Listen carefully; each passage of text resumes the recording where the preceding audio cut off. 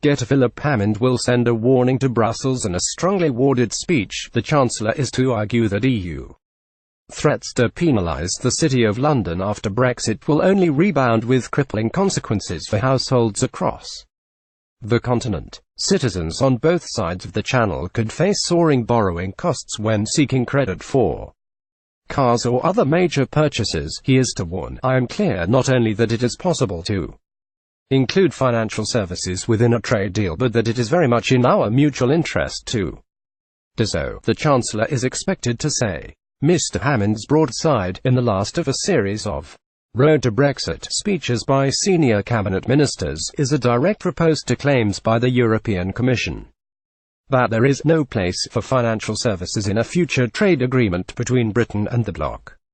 He will point out that both British and European consumers would suffer if trade barriers are slapped on the finance sector because the UK economy is so closely linked to that of the EU. A trade deal between the UK and the EU must start from the reality of today, that our economies, including in financial services, are interconnected, that our regulatory frameworks are identical, the Chancellor will say, and that our businesses and citizens depend on cross-border financial services trade in the day-to-day lives when they buy a car or take out a fixed-rate loan to hedge the fuel costs. Mr. Hammond will also confront the EU argument that Britain cannot have a bespoke trade deal tailored to include the finance sector while quitting the single market and the customs union. So it is time to address the skeptics who say a trade deal including financial services cannot be done because it has never been done before. To them, I say every trade deal the EU has ever done has been unique, the Chancellor is expected to say.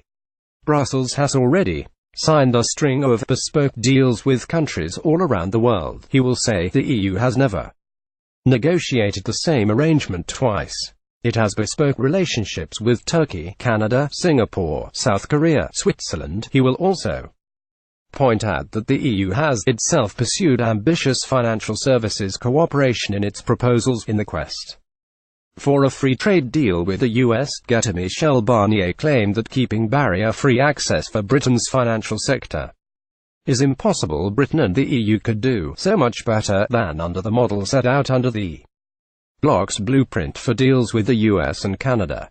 Both those deals were intended to promote convergence between entirely separate markets with different rules and low levels of interconnectedness. Mr. Hammond will say, "We can do so much better." Back then, British and French officials worked hand in hand on the proposals with the relevant parts of the European Commission. At the time, people rightly argued that this was a challenging objective, but it need not be so in a partnership between the UK and the EU. Our markets are already deeply interconnected, and we have demonstrated how we can work together over the past decade as we have repaired and defended the financial stability of our continent. If it could be done with Canada or the USA, it could be done with the UK, the EU's closest financial services partner by far, he will add.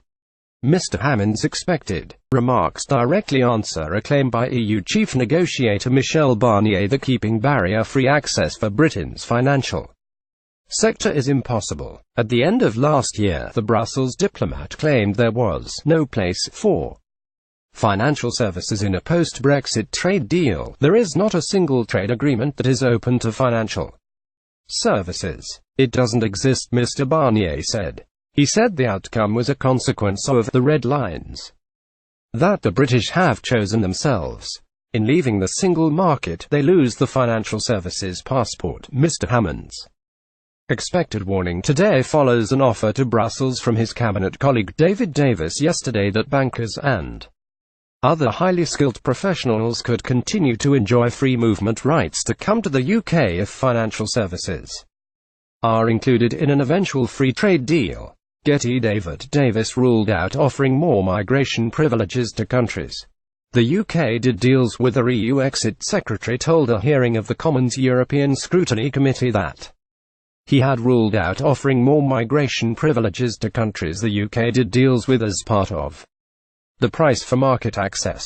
Mr. Davis said, "That's not, and indeed I wouldn't offer it in public if it were part of the strategy. What you find is that when you have trade deals which cover things like services. You often have related free movement to migration arrangements. There are various modes of migration, and it's entirely possible that would happen. We would want to negotiate, and I don't know if the Europeans would be willing. Significant mutual professional qualification recognition. If we do that, I imagine there would be some arrangements to allow people with those profession